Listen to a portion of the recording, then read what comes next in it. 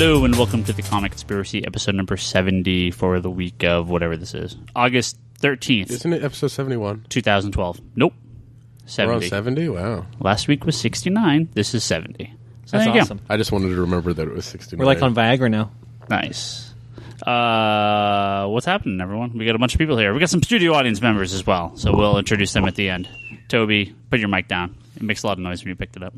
There you go. Damn, leave the guy alone, man. He's making a lot of noise. Who do we got here? Brock. Who's next to Brock? Omar. Who's across from Omar? Hello, Who is you? Toby. Excellent. And who's down the far end? And Charlie. All right. And off the mic, we got Scott, longtime customer, and Sean, longtime Heroclix customer. All right. So Wednesday regular. Wednesday regular. Yeah. Scott, I've known Scott for freaking ever and a day. So, You told a Spider-Man story here before. did I? I think so. About taking his Spider-Man to get Yeah. signed by Jim Lee, by Stan Lee. Yeah. It'd be funny if I got it signed by Jim Lee. So. This is like their mini. The truth comes out now. Yeah. This is their Like, mini. what? This is their mini secret origin. Yeah. Sean, he's like, he's Asian, by the way, and he like used to race me all the time before he started playing Heroclix and doesn't have money for comics anymore because he hasn't been here for like last 3 weeks. He used to race me on Wednesday mornings to try to be here to pick off the best variants. You know why he doesn't have... No offense, Sean. You know why he doesn't have money to buy Heroclix, right? Because he's buying those My Little Ponies for his girlfriend. Oh, he's the one that's doing that. Hey, we have lots of people buying My Little Ponies. Yeah, whatever. For, You bought the whole box, opened the whole thing, and just had a brony party. for their Okay, they're having a comic soon, so it belongs here. Yeah, exactly. And Wave 2 is coming out. We got I ordered like 3 cases of those. Oh, yeah, my pony party at Comics Conspiracy. Yeah. Oh my god. Anyway, since we got some Heroclix guys here, Omar, we're gonna have to hit you up for the Heroclix, some Heroclix news towards the end, later in the episode, though. Oh, yeah, buddy. We'll let people that want to check out for that just delete it at that point. So, You know it. Yeah, because we got some Heroclix haters. Fuck those guys. But I want to hear. I want you to tell me what's happening in the world of little I'm not a miniature hater. crack. No, it's serious shit. I'm just an ignorer. We've been playing for the last 4 hours. Yeah, you bring these guys here from Heroclix. You didn't even respond to my email or my text. I didn't even know you were coming tonight. We were training, son. Well, anyway, let's talk some comic book stuff. Quiet news week, so not a whole lot to talk about, except for one big thing. Yesterday, very long-time comic creator Joe Kubert, father of Andy and Adam Kubert, pioneer in DC Comics, did work for them since like the late 30s, early 40s. Passed away at the age of 85. Mm-hmm. So one of the last of the great original Golden Age creators, specifically more known for what he did in the Silver Age during DC's kind of relaunch. He brought back Hawkman. He did a lot of the war comics, Sergeant Rock. What did he do? He did a lot of the Honda Tank stuff. Blackhawks? He did Blackhawks. He did a lot of cover artwork as well instead of just interior art. He did, what else? I had a list here. Where'd it go? He did a lot of Tarzan. A lot of the Tarzan books for DC in the late 60s, early 70s. He did The Losers, which they made into that movie. Sure. He worked on like the original version of that. There was another big title he did too. Did he do some Unknown Soldier? I want to say he did. I know he did like War of the Time for God, GI Combat, a lot of the big... not War of the Time for God, I'm sorry. Our Army at War. Yeah. So basically any of the war comics from the 60s and 70s, I mean, Joe Kubert did a lot on. So He also started the Kubert School of Art. right. And cartooning. Huge. Yeah, a lot of big names came out of that throughout the years, including both of his sons, Yes. who have to do a lot of work today. I mean, he was working on stuff till, literally the day he died. He did a lot of the Wednesday. He did Sergeant Rock story in Wednesday Comics a couple years ago. He did that. Basically, if it involves Sergeant Rock, he worked on it. He did that graphic novel with Brian Azzarello a handful of years ago. He was working on the before Watchmen Night Owl, which is still in the process of coming out. And I think he had a new graphic novel that was due. I'm not seeing it listed here, but I think he had a new graphic novel that he was working on. But I don't see it listed. So, that's all right. So, Yeah, it's sad, man. very It's, sad. Like, the thing with him, too, I was reading tons of eulogies online and everything, and, everyone that knew him said he was, like, always the consummate professional, like the Godfather, like Silver Age and whatnot, but, like, he always evolved, his art evolved, too. It's not like his style, His style, Definitely. yeah, like the cross shading and I mean the way he drew Hawkman too. That was dope with the little beak and everything. Yeah, well, you That was know, awesome. there are so many Golden Age and Silver Age creators, and when their work continues, usually it's not quite up to par. Like Neil Adams. Yeah. Oh man, He used to be the shit. I loved his work. Yeah, that new first X-Men book Oh is my God, it's unreadable. horrible. But Joe Kubert, you know, I mean, his style, he stuck to his style, maybe a little looser than what he was doing, but his style was always pretty loose and pretty cartoony, so he kept his style pretty solid, even in recent years, and nothing that I'd ever, just kind of shun away from. His art's always been good. I mean, the subject matter of the books, he does a lot of war comics. That's not a very popular genre, and especially in the superhero comic world. Guys like Sergeant Rock and Enemy Ace and all that kind of get sidelined, unfortunately, because I think they're cool characters. But it's great to see him. I'm sure DC. I think they were reprinting. There was like a Joe Kubert Presents book that DC was in the process of putting together, like a series of graphic novels, and I wonder if they're going to now continue that further now that he passed away. But you had some fun this morning with the peoples of the internet. This dumb, don't want to get into it. It's all good. People on the internet can be annoying sometimes. But yes, one of his most recent works that he did was he was working on the controversial Before Watchmen series. So, if you've read any of those, you've probably seen his work. So, and if you haven't, I suggest going back and looking, especially the Sergeant Rock story he did for Wednesday Comics. I really, really liked. That was cool. It was a cool book. So, And it's a very nice hardcover. It's incredible. Yes, Beautiful. yes. I still don't know where to put mine. Oh yeah, you Sits- lost that? Wow, Huh? that's incredible. I just How do don't. you lose that book? That's I didn't lose it. I just don't know where to put it. oh, He you don't doesn't know have where a to put it. bookshelf Oh, I'm sorry. that will So fit big, it. he doesn't know what to do with. Literally a table. All you got to do is just like get a little like stump and put It's it in the middle. like Kramer on Seinfeld. Just fold 2 legs out or 4 legs out from the side and just boom. Yeah, and that's it's like physically your table. That's like your- yeah. It's literally the coffee table. Uh-huh. So, well, Joe Kubert, man, and every time this happens, there's fewer and fewer out there. I mean, Stan's obviously the man, but there's not a lot of guys left, especially from that early Golden Age time. It's sad. So. Yeah. It seems like every few months, one of them's going. So, but he's got his sons. Adam and Andy. They've done a lot of good work. What are they working on now? I know. Andy was working on Andy's working on Before Watchmen. Before Watchmen with his father. Is Adam Kubert doing anything right now? Adam was doing APX. Oh, is he doing one of the more recent? Wait, did he do one of the more recent issues or do some cover art? No, he did the last 2 issues, I think. Or Oh, maybe okay. not the last issue, but the last 2 issues. Before. Okay, yeah. I knew I'd seen him on something. I just couldn't remember what it was. So, well, excellent. It's good times.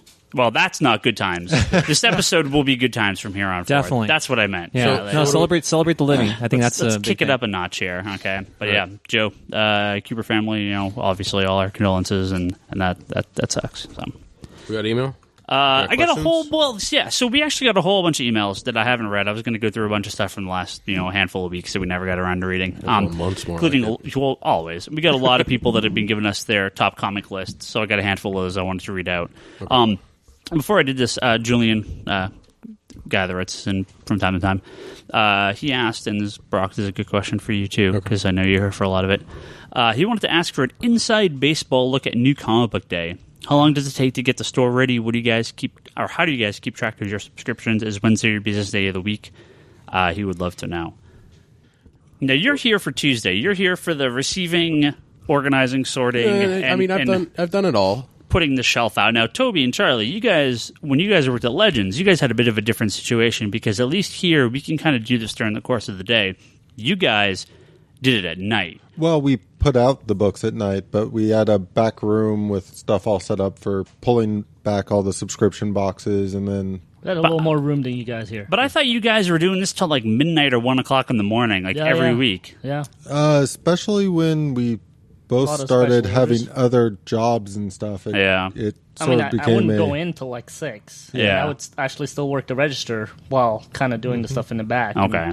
Yeah, Makes because it kinda Legends hard. doesn't close until, 9? Cause Yeah. that's Yeah, when Yeah, it them makes all it kind of close. hard Yeah. to actually work on the stuff. And And then there were the days when, like, during the construction where the store next to us didn't have something on their roof and it was raining, so the water started coming in underneath. And Yeah, there were some trenches Lots there. of fun times. But yeah, generally, I mean, all the books were out and ready to go in the back. But Yeah. at 9 o'clock, the minute we shut doors, I would go back there and start sorting all the books, all the special orders. We had a lot more toys than you guys here, too. Yeah, so, yeah, and, yeah. A lot more special orders. Sure. And Yeah, we didn't really do anything with the toys until after close, just because, well, we did have a lot more room in the we also back. had It a lot of- was very much in terms of just getting all the comics processed and I not... think, Yeah.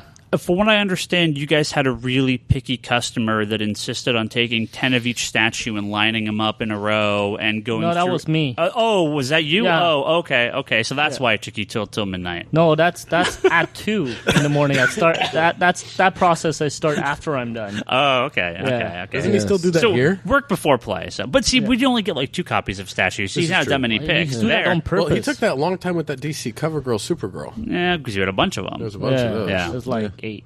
Just make it funny. Totally. Yeah. No, I just always you, remember, and even Brock does this to me now. It's like, whenever there's multiple of something, which one do you think is better? And then I chime in, and then half the time they'd be like, no, I like this one. Well, at least here, kind of dirty secret for the Bay Area comic stores, and it doesn't matter now. But we actually were getting our books Tuesdays for a long time because there was an old shipping route for UPS. All the stores would get their books from UPS. Back in the early 90s or mid-90s, UPS went on strike, and we actually ended up moving to an independent trucking company. So we were actually getting our books early. Like, the stores didn't realize the trucking company was getting the books here earlier, so we actually ended up picking up from them earlier. It was kind of this thing that we just, as long as it was kind of hush-hush and we weren't selling books or doing all this stuff early, a lot of the stores in the Bay Area had their books on Tuesdays, and it worked out really well and was actually part of the reason why I think now all stores across the country have the option for Tuesday delivery. It used to be, I was here at 1 o'clock in the afternoon, and Scott, you probably remember these days. I was here at 1 o'clock in the afternoon helping Doug, the original owner of the store, unpack this stuff at 1 o'clock in the afternoon on new release day. Like, that's not a business. That doesn't work. This is the day the books are supposed to be out. So and Scott's standing here waiting for us to unpack books, taking them out of the box as we're pulling them out.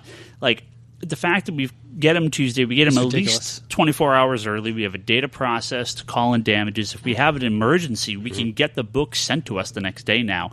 Before, we have them like Monday. So, yeah, it's actually really good that we're able to get these books in early. Now all stores have access to this, unless you fuck up and sell the books and get caught, and then you get your access taken away.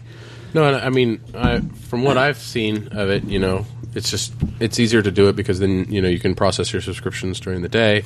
If you have the time, it just has to be on top of it. You don't. Yeah, well, Tuesdays. I mean, I'm in San Jose picking up the books at like 6:30 in the morning, and with the Geek Box and everything, we're recording Tuesday night. If you ever wonder why I'm like half asleep during that, it's because I've been up for 14 hours pulling your goddamn comic books. Well, thank you. I appreciate that as a loyal customer. And that's why there's always fuck ups in your pull box too. That's why I'm always putting the wrong stuff in your box because I'm half asleep when I'm doing. Stop putting that Bendis shit in my fucking box. I end up just bringing it home and fucking ripping it in half. But, Well, at least you buy it first. yeah, that's all I care about. That's all I care. Ryan is like, that's fine with me. I know, right? It's already yours. I would assume most stores at this point, a lot of stores still don't have point of sale systems, but a lot of stores do. You go through, you pull your subscriptions. Some people just do it off the wall. Like, I actually pull beforehand as I'm unpacking the stuff, and then kind of put the new stuff separate, that stuff to the side. And then throughout the course of the day, bag and board them up, put them in the pull boxes. At the end of the night, we put the new books out, process orders. Shouldn't more stores be getting point of sale systems? I was seeing something a while back about some new incentives being offered and stuff. Diamond has teamed up with Marvel, DC, Image, Dark Horse, and a few other companies in order to get stores basically a free computer and point of sale system that's connected to Diamond. You have to pay for it, but then you're getting reimbursed from the companies and product. So you get like basically $7,000 worth of free trade paperbacks and products and toys and statues and stuff from. Scott's giving me the why? Because they want stores to have point of sale systems. cannot tell you how much my business has increased being able to actually track the product instead of going, I think I had this and sold that. And like, no, physically being able to look up these books. I don't know how we lasted so long with that one. Well, I've been here a few years, but Legends, it was papers and binders, so it was kind of And I remember when they started trying to use a point of sale system there at one point. Weren't you the one that installed it over there? No, it was at the Oak Ridge store originally. Oh, okay. But it was this big mess because it was one somebody had specifically sort of designed and basically was a cheap beta one. And going through one that's sort of set up with Diamond is much easier. Diamond has their own. We use one called Moby. It's an independent one, but it's built around specifically comic book stores. Yeah. It's not perfect, but it gets the job done.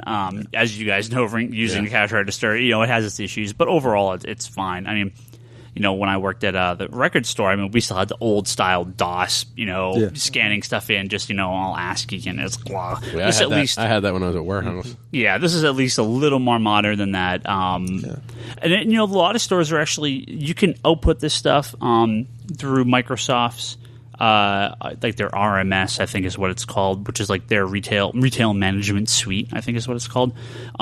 You can drop this thing on a tablet or an iPad. You can, like the Apple Store does. You can ring people up walking around. Like you can shoot out emails. I mean, so there's, it's definitely getting a lot better and super easy to use now. Connecting to a database to get inventory is probably the only thing you got to be wary about. But as long as it's all set up, it's super easy. And just being able to just one touch, print out, see what we sold, what we haven't sold. Oh my God. So much easier than the old, going through the book, seeing, okay, we had 3 copies last month. Now we have 2 copies. We sold a copy. You get to track it. You just hit an enter, look it up now. It's exactly what I was doing. It was like every week going through the books and see how many books are still left. And I always loved when you thought you were sold out of something, but no, somebody just accidentally picked it up, put it down somewhere else. Yeah. I mean, this sounds stupid for most people. They're like, gee, a computer helps you live your life easily. Who knew, right? But you have to think most comic book stores, all comic book stores are independently owned and operated. They are no major chains. Half of them are barely running out of a cigar box these days. I'm sure there's still 10% that never even have a cash register, let alone a point of sale system and computerized inventory and all that. There's no doubt in my mind. And just from a strict business perspective, it's really hard to talk somebody into dropping $7,000 or any amount of money on something that they can't really quantify as bringing money back in. So if they feel they can keep track of it without spending $7,000, they're if you don't need it and this is a system you've used for decades, it's like, I mean, I guess you don't need it, but it's the only thing that's going to help you expand. I know that when you first got it, we had to input all the trades into the system, and despite it being a daunting task, it went fairly quickly. Yeah, it's like, I used to work at the warehouse, and it was you do your yearly inventory, you just scan all the crap, and you see what's not there. I'm in the process, because we don't have a scanner that can save it, so I'm just doing it manually. I just printed out, like, here's every Marvel trade we should have in stock, so I'm going through and manually counting everything, and it's fine. I just go through slowly. But yeah, I mean, this is kind of dumb, boring business talk, but it's there's a lot of work that goes behind the counter and behind closed doors to get you your comic books, people. So I mean, it's not boring shit to me. Like being a regular comic book guy, in and out of the industry, and shopping over like 15 shops in the Bay Area. There was a time where I was going 5 to 6 shops on Wednesdays. Wow. And the reason I did that was because I wanted a little bit of everything, and I wanted to also, I felt connected to certain stores. I felt like some shops had certain things down.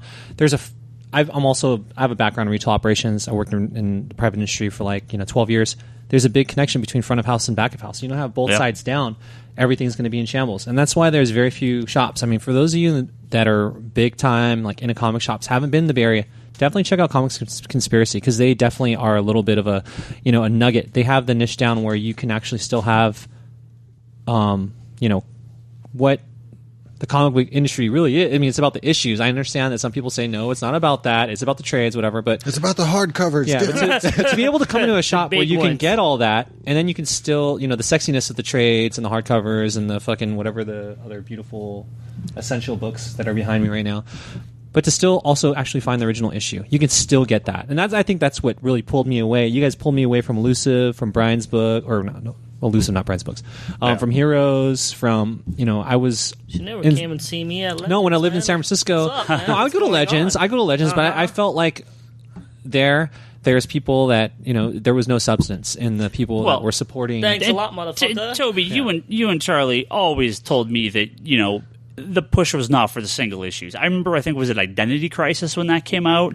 I think it was Identity Crisis. You were telling me how they cut the orders from 100 copies to 10 copies because they didn't. That was a budgetary reason. Well, but I mean that it was a lot of stores. A certain manager that was telling me that I have to order less of the Jim Lee Batman. Oh, is that what it was? Way more the Spider-Man random miniseries. But of course, I don't know what I'm doing. Of course not. Yeah, Batman Hush. That wasn't popular at all. That's nothing at all. But no. What always got me perfect example of Legends for me was when Civil War #1 came out. Yeah, I had ordered a certain amount for the Valco store.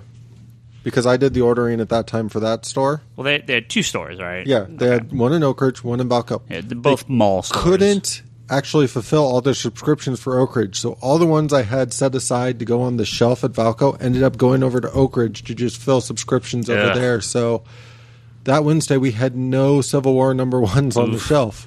Well, I mean, not only that, they allowed for other retailers that under order to come in and just buy the entire stocks and walk out the store, which I never understood either. I was like, come on, that guy is obviously not buying 20 for himself. Right. Limit him to 5 or something. I mean, it's fine to buy multiples. I'm totally down with that. Yeah.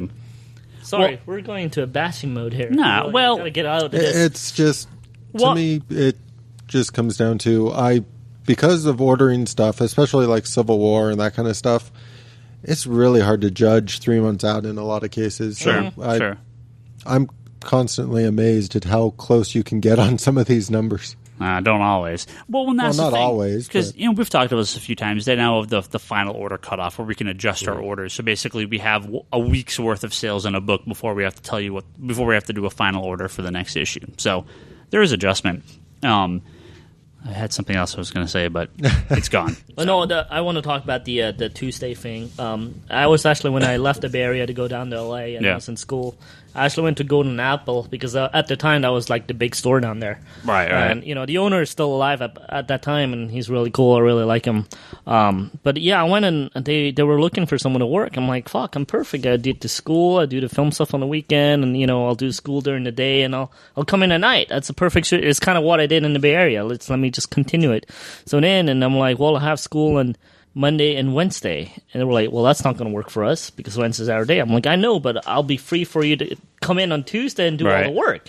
They're like, what are you talking about? I'm like, when the books come in, they're like, the books don't come in on Tuesday. That's when I realized it was like a Bay Area thing at the time. Well, what's funny about that is Gold, did they not have 2 stores? At the time, then maybe only been one at the time. Because I know Legends, you guys got them at the time because you had 2 stores. Mm-hmm. And if you have 2 stores, you could get the Tuesday delivery. That was kind of the exception because of the process. No, but we always got Tuesday at Legends, though, even before the 2 stores. Oh, okay. So you were probably part of that. Yeah, the big difference with the 2 stores kind of had to be instead of having to go pick up the books, they would drop them off at the Valco store. Yeah, there was like a bigger discount for more volume things at the 2 stores. Right, and that we were supposed to process and split. But yeah, it was really funny at Golden Apple though that they were like, "What are you talking about? Tuesday? What are you smoking?" I'm like, "I'm dead serious. That's what I've been doing for the last 7-8 years." Shh. Yeah. Don't tell them. Well, now it's okay to tell them, but don't tell them. Go back in time. I was back in time, so I was like, they were looking at me really funny. Go back in time and don't tell them. Yeah, at that time I realized that I was like, I was kind of backtracking myself, like, I know what I was going to say in response to Omar, and I mean I've mentioned this in the podcast before.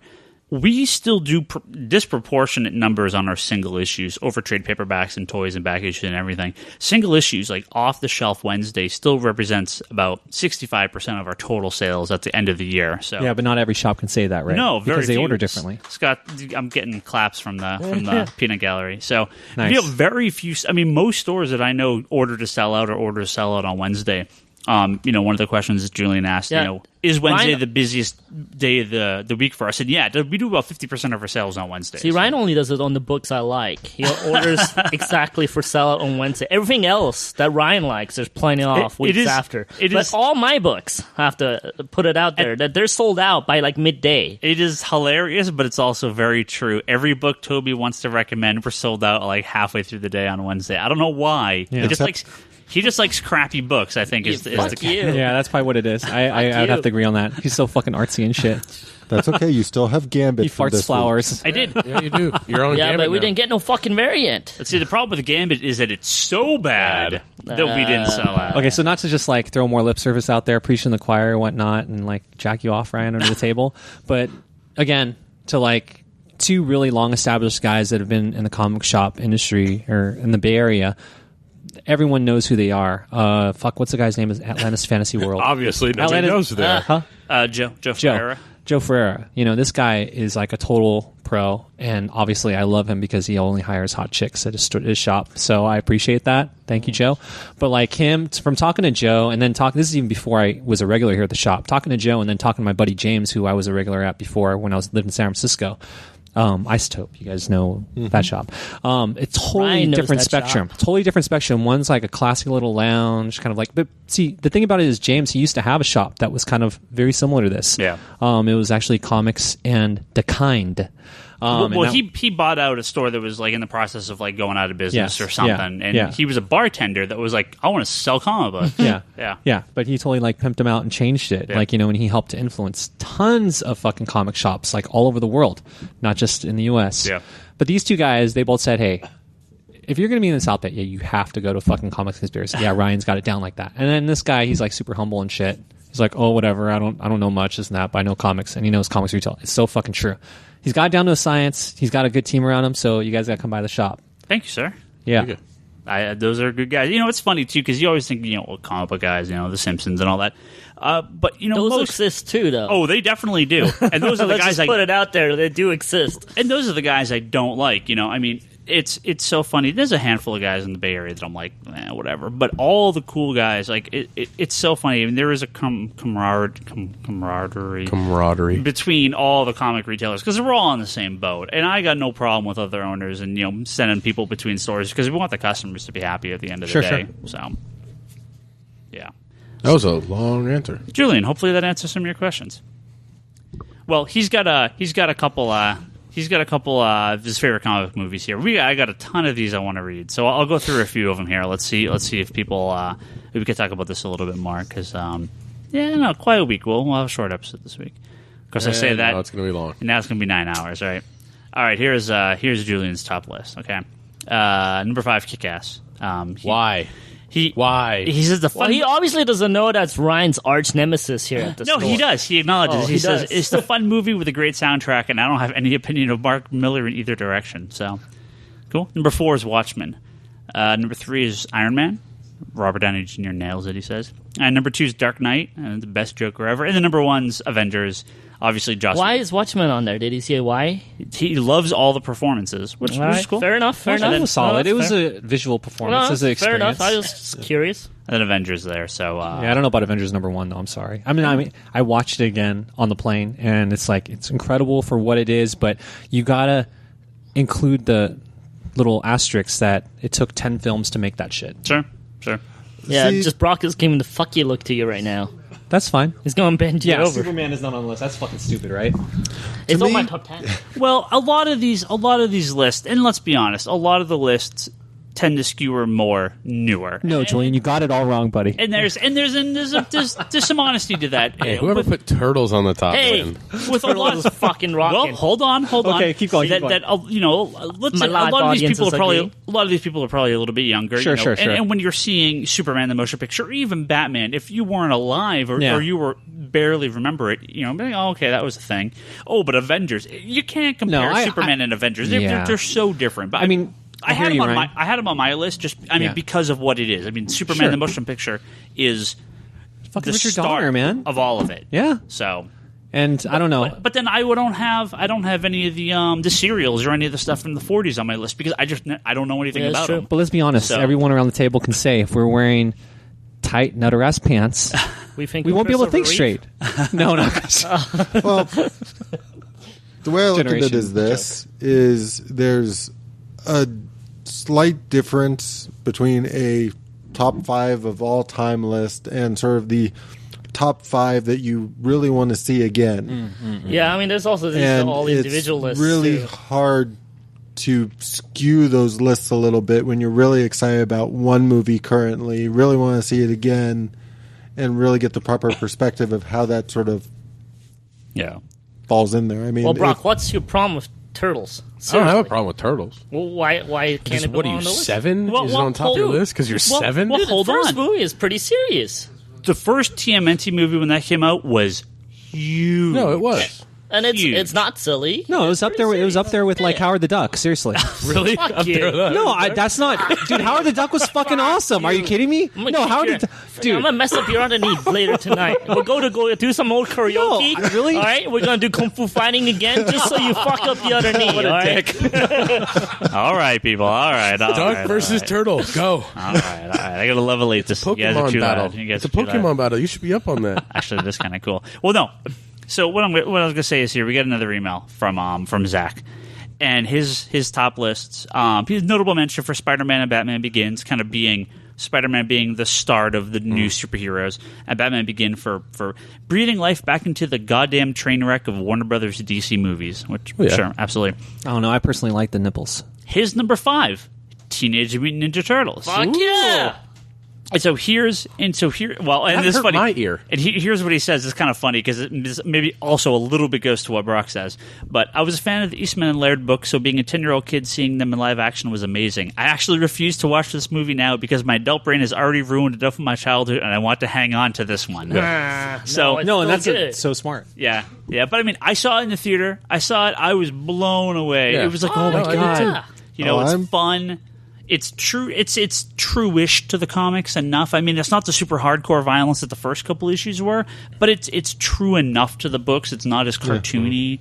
It's not as silly ones as the later ones either. Yeah, yeah. It No, was the a first really one good is- balance. It was a really good balance. Yeah, the first no. one was solid. I mean, it's not on my top 5 or top 10 list, but it is a solid. you're wrong?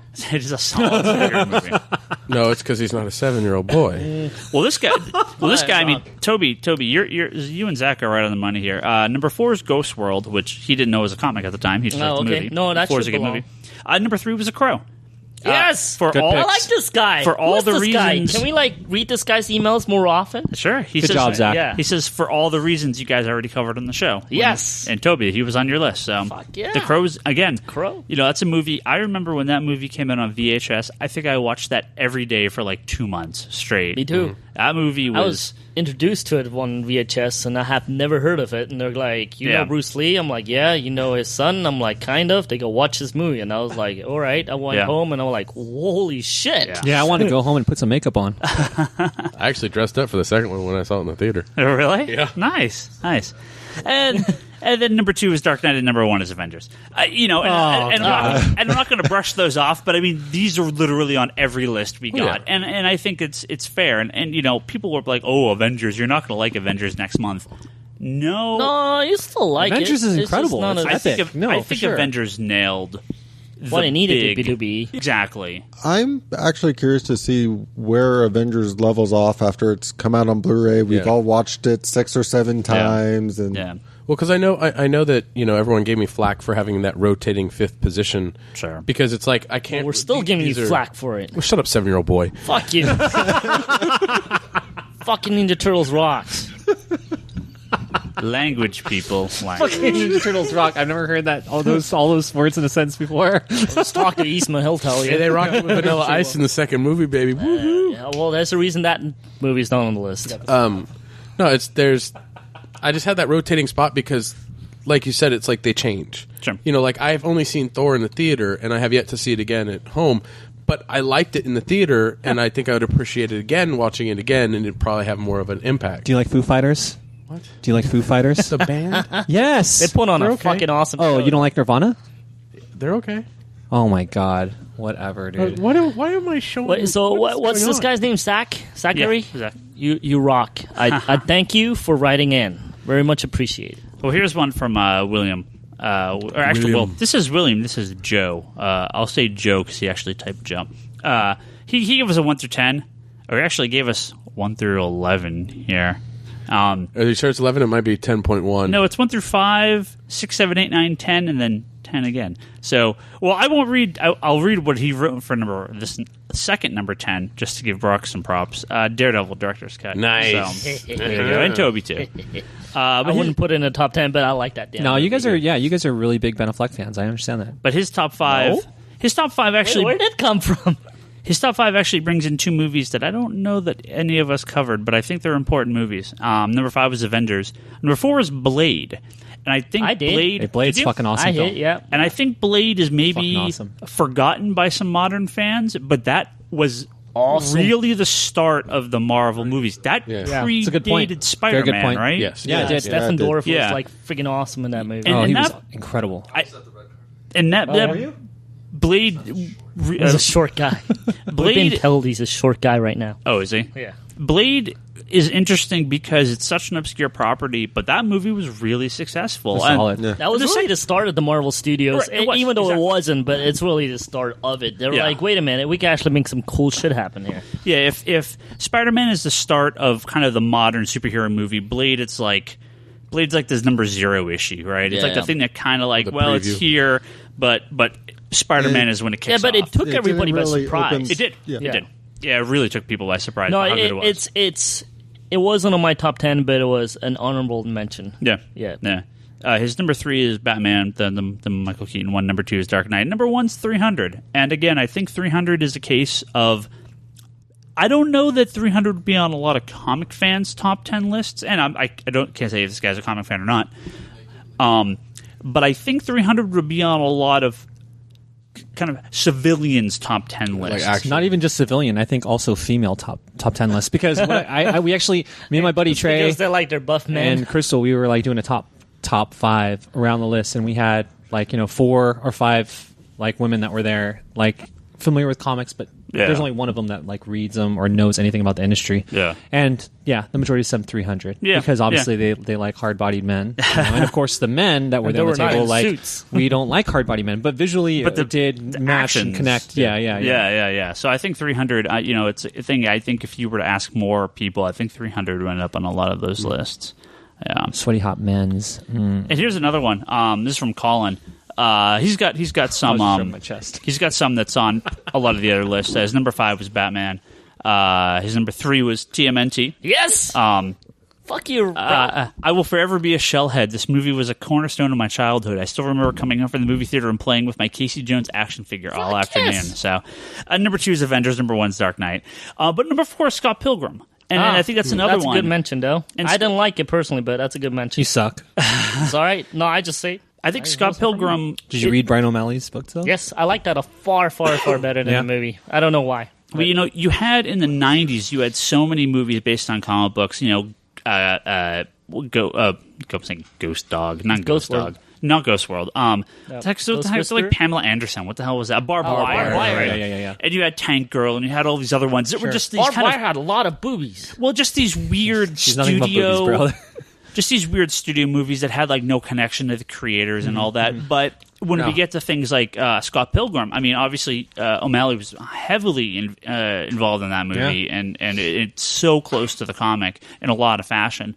And again, I think that's another one that a lot of modern fans probably Modern fans really and maybe enjoy. video game. Well, much more fans. casual Yeah. fans, not superhero fans, more indie comics fans. Well, Scott's bring up Sin City. yeah, and Sin City I think is another one that I'm surprised I didn't. Yes. Yeah. Well, the problem with that is Jessica Alba was playing, and this is not my idea. But she This is didn't get one of my naked? Is friends. that the yeah, problem? Is she that did the not problem? get fucking naked, and that was stupid. Like she didn't do that in fucking that film, and she also didn't do that in fucking Machete. Machete. Well, that she was naked, it- and that one just wasn't her. Like that could be It considered a was comic book computer. film, but obviously the movie came out first, and then it was the comic So book. your but- problem is the fact she showed more skin in the Fantastic Four movies than she did in Sin City. Exactly. That's my problem. That's Thank your you problem? for So you like Fantastic saying Four that so better, huh? articulate. No, I don't know. I like the Silver Surfer version of Norrin Radd. He and is everything. naked, I thought it was too. dope. Now we got another list here by Roke, who actually had another email about HeroClix, which Omar will talk about. Let's talk. Bring a Roke. But no, this is another movie list. And this again has a movie that I think is, of all the 90s movies, the best, my personal favorite, and I've seen it a bunch. He wrote Blade for 5, Avengers was 3, Spider-Man, I'm assuming he doesn't say. I'm assuming he means the first one. No, he means 2, amazing. He might. Yes. And number 1 is Dark Knight. But number 4, The Mask. Ooh, Good call. That was on your list, wasn't it? No, I had Dick Tracy. Oh, yeah, Dick Tracy. So you're Which the Tracy. If I had a number 2 from that time period, though, it would probably be The Mask. I saw that movie so many times, and that kind of falls she was into pretty the, hot back then. yes. that kind of falls into the list of comic movies. That's like sort of not really. It kind of involved the original books, but it's not really. It's really different. It's not nearly as violent. But Jim Carrey, he was perfect in that movie, and it was hilarious. And to this day, I still quote that movie. So Oddly, I would say it's partly responsible to that movie that I fell in love with this shop. really, Not Cameron Diaz? because you were a huge Mask fan, or you still are, I guess. Well, yeah, I remember way back when I watched so many things. Like I discovered the Tick cartoons before I discovered the Tick comic. Tick was awesome. I discovered the Mask movie before I discovered the Mask comic book. So after watching that movie and fell in love with that movie, I went and started getting the comic books. And even though it's very different from the movie, I got a huge kick out of that and started collecting all of them. And when you kind of do the trek around the Bay Area looking for issues, when you find a place that actually has what you're looking for and then some, you kind of start gaining a loyalty for that. Sure. Yeah, it's really funny. That's my conspiracy story too, because Charlie brought me in here, and I was like, "There's all these variant covers of second prints that I didn't fucking have." I'm like, "What the hell? I have to pay attention to the store a little more often here. It's got some stuff I want." Sure. So, yes, it's sort of thanks to the Mask movie that I fell in love with here, because you guys had pretty much every single Mask comic in the back issue bins at the time that I didn't know existed. Yeah, You know, one thing I noticed about all these lists, Ryan? what's that? Green Lantern's not on them. And Green Lantern wasn't on mine either. I enjoy it, but I'm not going to tell you it's the best movie ever. But I did like it. So Well, hopefully we'll get a sequel, and then it can be on my list for number 2. I think, maybe next time, or one of our, maybe down the line, or whenever we have time, we should do animated movie lists. Because I think Trevor did that. He threw that up, Fade to Black, on the forums. And that was actually a good... That's gonna be really hard. opens up a lot, because then you include anime. That's gonna be. I'll think of all the DCU movies that have come out recently. Christ. why don't we do that for? Let's give it 2 weeks. Yeah, sure. Let's not So it's not just Paul Dini Superman Batman stories. Off the chart. Let's not next episode after. All right, Let's move do- on. I think Mask of Phantasm was pretty sick too. Yeah, at that time. Batman Superman. When Brock's talking animated movie, Brock checks out. So. Yeah. No, I like animated movies. Maybe it'll be an episode where he's not I on. watch them all the time. All right. Should kill some people. So here's for Omar and the boys in the audience here. Yeah, boy. Let's get this. So That's Roke, right. Man, I'm right. There's a ton of kids here tonight. Roke asks one more question. He says, I just got started getting into Heroclix with my boy. I'm assuming son, friend. I'm assuming son. Okay. I just want to know what's a good set or series to get him started on. So I can work on him with his math skills. Thanks again. Love the podcast. And Charlie and Toby are a great combo. I'm assuming he means sexually, but well. Yeah. Who's the top and who's the bottom? Okay. Then? See, Well, I hope I'm on top, because otherwise I'd be dead. Here's the problem. Wow. I wouldn't be alive. See, here's the problem. I just make a funny joke, and you're just supposed to keep going and ignore it. Sure. It's when you guys take it and continue it. You're not supposed to go that far. You're supposed to end it there. Well, you Thanks didn't for practice killing that joke though. That was a good one. All right. So Omar, you're obviously a big Heroclix guy. We got a couple guys Big to play time. Heroclix. Yeah, I got like a guy in it that's been playing and collecting since the beginning of Heroclix, Scott, who's actually brought me into the game. Yeah. So And we'll put him on. It's so dope that we have him here. And then also Sean, who I brought into the game, and he knew nothing about it beforehand. He's just a Wednesday collector, and actually he's a lot more excited about the Clixin now. So I would actually refer this question to Scott. Let it start with Scott, and then let it go to Sean, because you get both a mix of old school and new school. The easiest set for a young guy to figure out and learn, probably Superman set. And that's So first, I should say before we go into this too quickly here, or before we get too far into this, real quick. Heroclix, much like a lot of gaming stuff, comes where the figures, they don't stay in print. They're not always available. Things sell out a lot. So a lot of times you're going to have to search for stuff. So I'm assuming a lot of the stuff you're going to be talking about is more recent sets. So keep that in mind. I mean, this game goes back to, because this is his 10th year, so 2002. So it's been going on for a long time. Now, Charlie goes back too. Yeah, yes, I do. I bought it from day one. I stocked it for the store. I predate all of you. So I believe it. I got Scott to buy his first pack. So I actually think that was Gage. But I got Gage to buy his first pack. See? So all right, but Scott, Just so you know, this is how crack gets sold. exactly. It's exactly how crack gets sold. So Scott, you've been playing for a long time. You kind of got out for a bit, but now you're back in with a force. I just collected at the beginning and didn't play, Right. and then stopped because it's not fun if you don't play it. So Yeah. I never grew up playing D&D or any of any of the online games. This is all I do. So Yeah. So you're the anti-me. Probably a little bit, just a comic book guy, and I collect things. I have a collecting problem. No. You're not the only one at this table. No. I think 8 of the 7 people here have collecting problems. Exactly. So in order to restrict that, Heroclix is one of the things that I collect. As far as a game goes, So, yeah. But if you were to suggest a set, it's if you can get a hold of the Superman set, it's the easiest set to learn from. okay. The pieces are a little more general. It's a good, strong piece for a young guy to learn from. And Superman is the most recent DC set. It's a little bit old at this point because they've put out a lot of Marvel stuff, but it's the most recent, just pure DC set, right? I guess to me, having this question be a little more open-ended to somebody just getting in, I'd look at all of the different sort of starters and fast forces sets they've put out. I mean, they just put out a nice little Lantern Corps sort of like fast forces set, and I mean, you have a Avengers starter. You have well, for those not familiar, especially if you're not familiar with the way card games work and a lot of the collectible games, it's set up a lot like the way Magic and Pokemon and Yu-Gi-Oh! And all those are set up, where you occasionally have starter sets, which come with the rules, a map. It comes with like a big set of they're all the same. And then you end up with kind of the packs where you get random figures. And in HeroClix cases, some of the packs are 1 figure, some of the packs are 5 figures. Yeah. So these starter sets and these fast forces are all, you know exactly what you're getting when you open the box. There's no randomization to them. They're all the same. And depending on which ones you get, they tend to have some sort of balance in them that make it very easy to just start playing with those pieces against each other without necessarily... They're really good for making an actual team. But there are also some starters that are known to be better than others, like such as the Superman set or the Lantern sets. They're known to be more powerful or just generally easier to build with than some of the other ones. But when you're playing from just a basic point of view, I mean, any starter set is a good set to jump into. Yeah. And John, I mean, you're fairly new to the game. Yeah, I began back in March, the day before... what is it? What was that holiday? Yeah.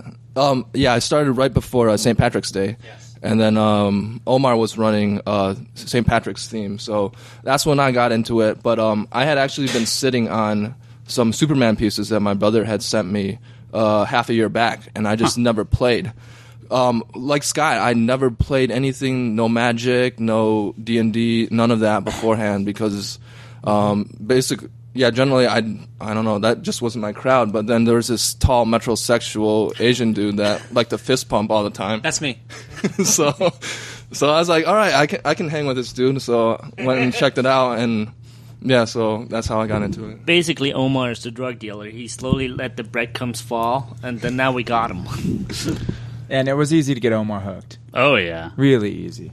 Omar, here.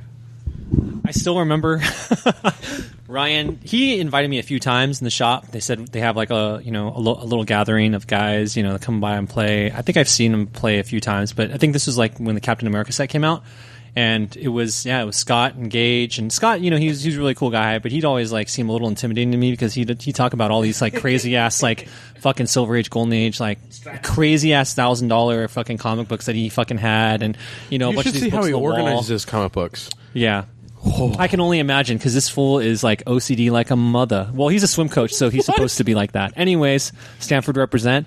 So I came in and I looked at this shit, and it was very comic accurate. You have all these pieces. I mean, there was like Steve Rogers at the time. I was really into Captain America. After when he came back from dying the third, fourth time or so, and he had this cool ass outfit, and he actually showed his face, and and I played him. I love the Hydra pieces too. So. And Gage was like kind of like he pulled me aside and played a one-on-one game with me, which I appreciated. Scott was like, "Nah, I ain't coaching this fool. Fuck that." Him and Bryce and who else was here? And then I was able to take over one of was it Paul, his seat? One of the guys that ended up leaving the shop and moved, and he said he was going to open the shop up. And I just became like learned through these guys, and I got so fucking hooked that it was ridiculous because I started playing like. Actually, I was playing basketball 3 to 4 times a week, and then I ended up playing Heroclix 3 to 4 times a week. Yeah, all you have to do is follow. All you have to do is He went from cool to like a nerdy dude. all you have to do is follow Omar on Instagram, and you'll see how often he plays Heroclix. Well, the funny thing is with Omar, I was like, man, when we like started kicking it, and I was like, man, there's finally a dude that's not like Ryan that will actually go and have a drink with me afterwards, and like we'll hang out, talking like comics and talk chicks, whatever. It's all good. And then he started playing Heroclix, and I was like, there goes my friend. Right? All he wants to do is play fucking Heroclix all the fucking time, every day. He's like, Toby, do you want to play? No, I don't want to play no Heroclix. Hey Ryan, back on topic. Probably the best set to teach somebody how to play might be the Street Fighter starter set. If he could somehow get a hold of that, it's a straight Street Fighter map, so it's not as big, and the characters just can come straight at each other. I was actually going to say, for people that aren't maybe superhero fans, they've expanded out. They have Street Fighter, they have Star Trek, they have Which I played on Saturday, actually. They have like ship-to-ship battle stuff. Got Halo. On there. Lord of the Rings, Assassin's Creed is about to come out. Right. They so even have video some games. Yeah, they even have some non-clicky ones. They have like a Gremlins one that I think Toby bought. Yeah. Yes. It's similar in style, but it's not the same sort of collectible. And when the turtles come out, I'll buy that too, Brock. Aliens, World of Smurfs. Warcraft. He's definitely 7. Is there Smurfs, really? I think so. Now he's 4. I do kind of want that. So there's a lot of other stuff, even if you're on like the Marvel and DC superheroes. I do want the Street Fighters, though. But what I want to ask Omar, you've been running the games here in the store for a little while, and we've talked about that a few times. Since April. But we're at the very end of their first major tournament series, right? It's been this 8-month-long tournament that they've done based around the Infinity Gauntlet, and I guess it's ended now, right? We're running the last event this Friday. Yes. The grand prize is a giant ass Thanos piece on like his mantle of death or whatever. Like, what have people been digging this, or what do people think ridiculous. of this event? Like this, Charlie this didn't came. think it was big enough. Yeah, well, Charlie. That's Charlie. Charlie's bigger than the average bear. So there's like, maybe a week and a half ago, 2 weeks ago, a lot of the shops and a lot of the regular game stores, they received their Thanos. And for whatever reason on eBay, we started seeing these Thanos pieces that is so beautiful. It's like, it has him as a colossal piece. There's like a standard size, and there's a giant size piece, and there's a colossal, which usually they're pretty epic. And he's like at 500 points. He also comes with, the something of death? What is it? The throne of death? No. Mantle of death? Anyways, what the fuck?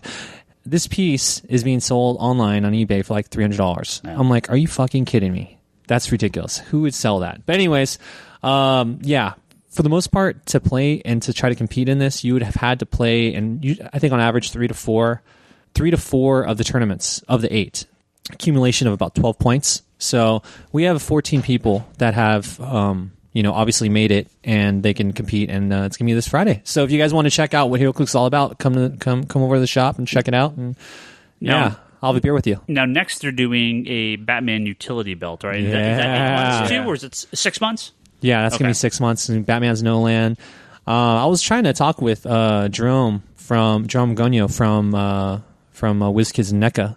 But, for the most part, we've just been playing a lot of phone tag or email back and forth and stuff. But it's just great to see. Right now, this is a really good time to get into the game. If you're really into comic books and you're into, role-playing games, for me, I was always just a fan of Final Fantasy video game buff. Yeah. I was never into, tabletop stuff. My brother played Dungeons & Dragons when he was younger. I just look at his stuff. I was like, that's fucking dorky and nerdy as hell, but he was playing with girls, so whatever.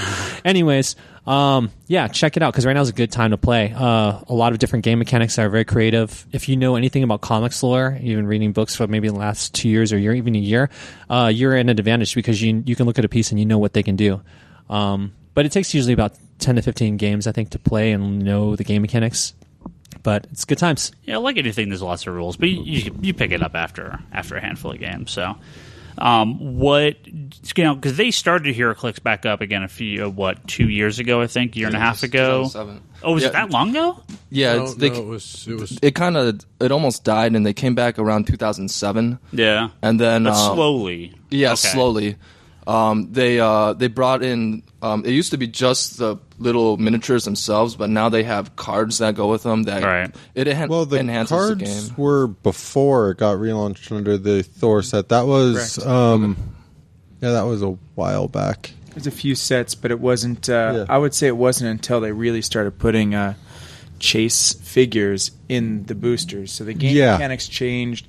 All of a sudden, there's chase pieces in booster packs. Yeah, so you've gone from a common, uncommon, rare to common, uncommon, rare, chase, super rare chase. Super rare chase, tournament figures, limited edition figures, alternate name figures. These big, massive, colossal figures that are like Galactus and the Phoenix and stuff like that. I mean, there's all these different ones. Yes, there is. What makes it good though, when my brother was trying to explain it to me, but I still wasn't playing, he was telling me that unlike some of the other tabletop games, you don't need to shell out $400 just to make a playable team. You can still spend maybe maybe $30 on a really powerful piece and still be able to be competitive. So you don't need to buy $100 Magic cards just to play in Heroclix. You can buy they have one of the most powerful pieces is known as Common Superman, and that piece you can get for $1, and people fear him. People fear him because he's Superman. He can do what Superman does. Yeah. So this game, you don't need to shell out a lot of money just to get into it. When Heroclix first started, it was very much. I hate to say it, it was very much the Magic way. I remember when Nightcrawler was the only piece with hypersonic speed, and that piece was going for $200 on eBay, and if you played against him in a tournament, you were fucked. Yeah. But, I mean, that's really what it came down to as the game went on. I've noticed, especially trying to think of what set this really started to change, but, I mean, for a long time there, the really uber powerful pieces were the super rares. I mean, that's where all the Kingdom Come figures were. Then suddenly they started to have this sort of shift where it wasn't really about powerful characters in the super rares. They were a little bit more about, say, playable characters. Finesse. And the problem with having just the rarest of the figures being the most powerful is you end up in this pay to win situation, and that's just not that is not a good game mechanic. It's not fair, and it's not a way to keep your game support. You need people to be able to win with Magic has always been this way. You can make a completely common deck with no rare cards. Everything is a 5-cent card, and you can still be effective in a game. If you can only win by having $100 pieces, that's not. That doesn't work. I would say for the most part, your chase figures are pretty good figures. Sure. Yeah. Your super rares are pretty good, but they've done a good job putting playable pieces and strong pieces throughout an uncommon and common area. Well, and I think what works with Heroclix too, I mean, I don't follow as much as you guys do, but I know that there are lots of common and cheap pieces because you build with a certain point system, and every card or every piece is worth a certain amount of points. You can have a really cheap figure with only one power, but that one power synergizes so well with other figures that are more expensive. So even though you have this powerful, expensive piece, you have to have this cheap piece in order to do the combo you need. So you kind of need a little bit of both. Yeah, there's certain strategies, and I think in tabletop gaming in general, you can talk about tent poles being the main piece that you build around. Then you have your support pieces or your pit crew that can give you support, can increase your certain power where a guy can only put out, say, 2 damage or maybe only 9 attack, but then can make them that much stronger.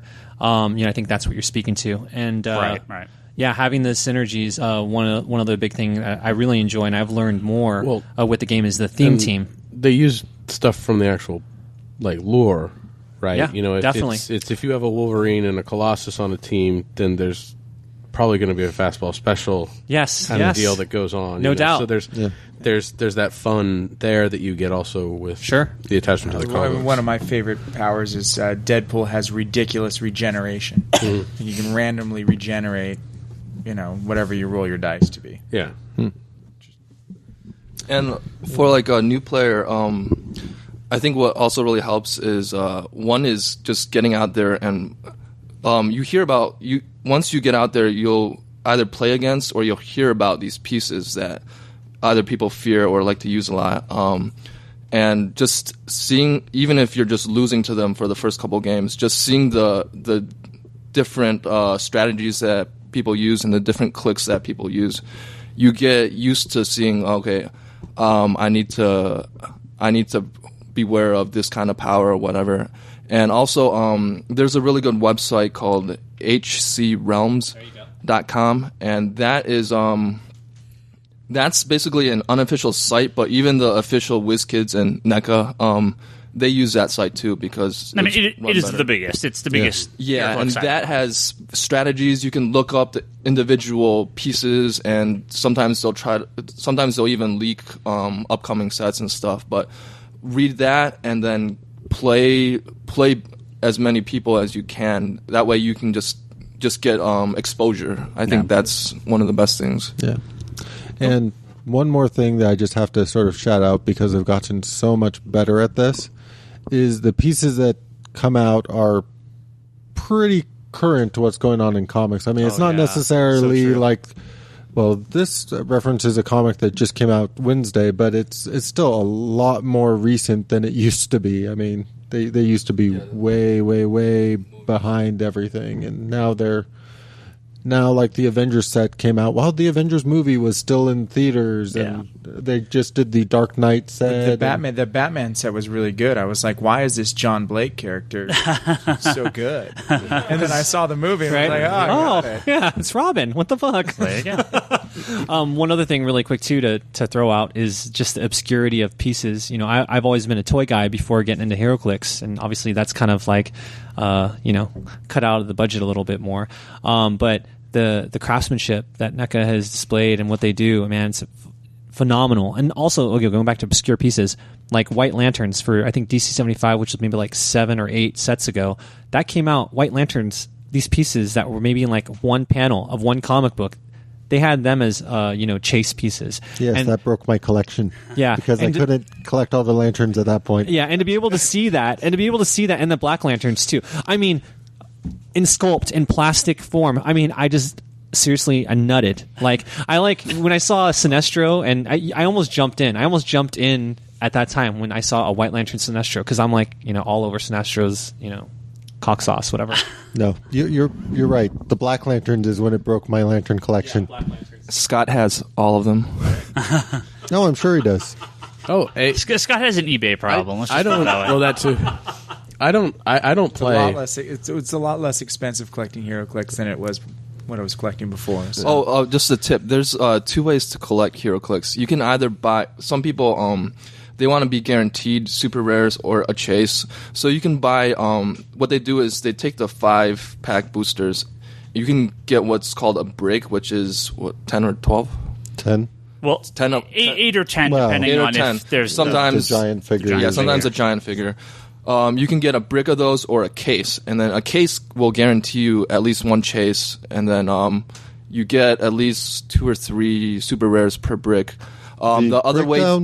The breakdown used to be it was a super rare it used to be every 6, then they moved it to every 3, and that's why when you open up a brick, you have a chance. You're guaranteed you're going to get 3, but you may get a 4th if you open a lucky one. Yeah, so if you buy it that way, if you have the money to spend, if you buy it that way, you're guaranteed some of the rarer pieces. The other way to go is either eBay or some of the other sites where you can get just the single pieces for a little bit more, But if you really like a certain piece, like a Kingdom Come Superman or something, you can get singles. Otherwise, you can buy bricks or stuff. Some of the older sets are harder Heroes to do. and Dice in Fremont. There you go. Yeah, Heroes and Sorry, Dice shout in out. Fremont.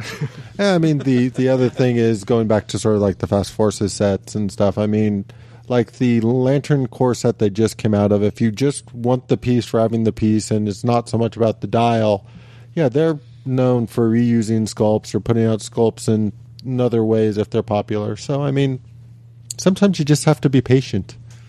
Sure. I mean, I still remember when they first introduced the Chase figures, there was an Alfred holding a cape and cowl. There was a Chase figure that when they put out the Batman set, he was a common. Yeah, I think it's Batman Icons or maybe Batman Alpha. That piece is going for like fucking $60 still. Yeah. Well, another reason why I hate Heroclix when it first started, all right. And Charlie, you might know these two guys, all right, at Legends. There was these two guys. Yes. They would come in and buy bricks after bricks, cases after cases, and guess what? They'll open it in front of you. Guess who has to clean all that shit up? All right? No. What? Wow, I didn't mean to turn this into a I hate Legends party. No, but I hate these two guys. That wasn't it's a Legends' running fault. thing. One of the Legends' things. fault is these two guys would come in and just like open all these freaking cases and cases and cases of freaking Heroclix. I hate Heroclix. So the guys he's talking about basically ran an eBay business. So as soon as the new sets came out, what happened? yes, they were literally running a eBay business where they were literally just opening up they pre-sold all these pieces on eBay, so they'd have to open up as much as they needed to fulfill all those orders before. I have to clean all that up. No. But for me, the thing that was sort of a smack in the face is because they'd come in and buy 2 cases worth or 3 cases worth or however many we were going to decide we could sell them this time, they were actually being given a greater discount than the employees got. Wonderful. Nice. And yeah, that's the kind of people that drive up the prices in the secondary market, and yeah, we just generally don't like that. Now I have one last thing to say to. This is the last question, then we got to wrap up. Yeah, and to this dad and to his son, is that do not, and I say this, caring for the welfare of your wallet, do not do what I see Omar do all the time. I'm going to get the chase in this one. I'm going to get the chase in this one. Don't you fall open for like it. 7 of those things. And how many times do I have to tell you to stop? Don't fall for it. Well, he does that with beer too. Oh, that's This is true. going to be the special beer. This is going to be the special beer. But no, it wasn't it. Give me one more. That's every gaming, every sealed blind. Oh, the next one's going to be the one. Oh, and then one more pack. One more pack. One more pack. The thing that I love is especially when you know roughly the breakdown of what your odds are and all that, you open up one pack and you don't get the super rare. So you have to open up another one and you don't get the super rare. It's like, I already bought 2 and it should be 1 for every 3. You open up the third pack, you don't get the super rare. So you end up opening all of them going, well, now there's going to be 3 super rares and the 5 boosters left. Well, I don't know what you guys are talking about. There's definitely Denial. a system to it. Usually for me, There is no For me- system. I've watched you do this. for me, what you usually do is you just buy them and then you just go into your car, and then you turn on the radio and listen a little bit, like And for 5 cry minutes. when you don't get the and then pieces you you want. open it like right before you're about to turn the ignition on, and then you get surprised. Rather than doing the whole, you do the POS standby open it. I think there's a name for that, but yeah, you do Junkie? that. All I know is that I'm guilty of that. I'm guilty of having a system. No. No. The system is I got a case and then I weighed every pack. And I found out what weight worked. If it's No. heavier. So if you bring in your scale, Jeez. there you go. Now, No. so if you're a comic shop dealer out there, don't allow scales in your shop. No It's scales simple in the as store. that. That happened No, to me on the Magic Pack when I sold it to one kid. He goes, "Can I use a scale?" I'm like, "What the fuck for? Sure, why not?" He goes, "I want this one," and he pulled like a super rare. I'm like, "Oh, little Brad." All right, guys.